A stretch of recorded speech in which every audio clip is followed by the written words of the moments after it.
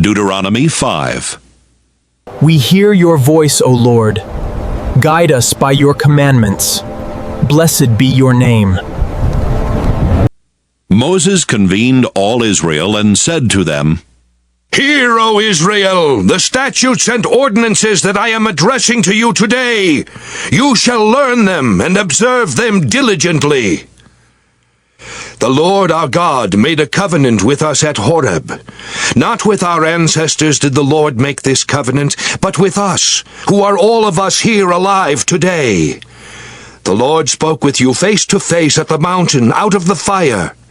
At that time I was standing between the Lord and you to declare to you the words of the Lord. For you were afraid because of the fire, and did not go up the mountain. And he said, I am the Lord your God, who brought you out of the land of Egypt, out of the house of slavery. You shall have no other gods before me. You shall not make for yourself an idol, whether in the form of anything that is in heaven above, or that is on the earth beneath, or that is in the water under the earth. You shall not bow down to them or worship them. For I, the Lord your God, am a jealous God, punishing children for the iniquity of parents, to the third and fourth generation of those who reject me, but showing steadfast love to the 1,000th generation of those who love me and keep my commandments. You shall not make wrongful use of the name of the Lord your God, for the Lord will not acquit anyone who misuses his name. Observe the Sabbath day and keep it holy, as the Lord your God commanded you. 6 days you shall labor and do all your work, but the 7th day is a Sabbath to the Lord your God. You shall not do any work, you or your son or your daughter or your male or female slave or your ox or your donkey or any of your livestock or the resident alien in your towns, so that your male and female slave may rest as well as you. Remember that you were a slave in the land of Egypt, and the Lord your God brought you out from there with a mighty hand and an outstretched arm. Therefore the Lord your God commanded you to keep the Sabbath day.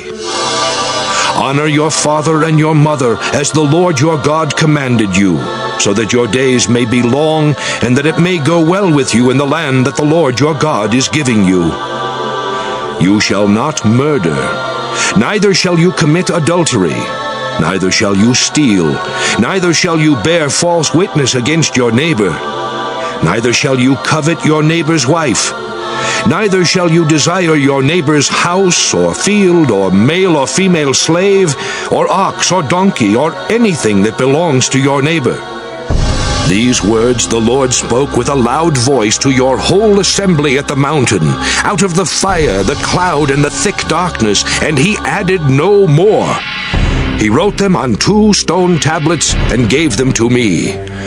When you heard the voice out of the darkness, while the mountain was burning with fire, you approached me, all the heads of your tribes and your elders, and you said, Look, the Lord our God has shown us his glory and greatness, and we have heard his voice out of the fire. Today we have seen that God may speak to someone and the person may still live. So now why should we die? For this great fire will consume us. If we hear the voice of the Lord our God any longer, we shall die. For who is there of all flesh that has heard the voice of the living God speaking out of fire as we have, and remained alive? Go near you yourself, and hear all that the Lord our God will say. Then tell us everything that the Lord our God tells you, and we will listen and do it. The Lord heard your words when you spoke to me, and the Lord said to me, I have heard the words of this people which they have spoken to you. They are right in all that they have spoken.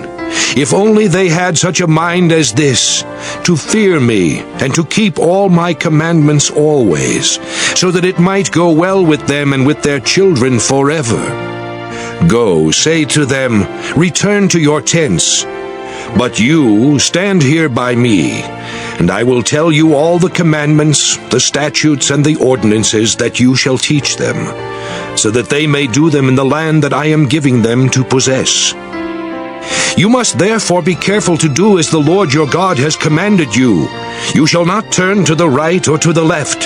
You must follow exactly the path that the Lord your God has commanded you, so that you may live, and that it may go well with you, and that you may live long in the land that you are to possess.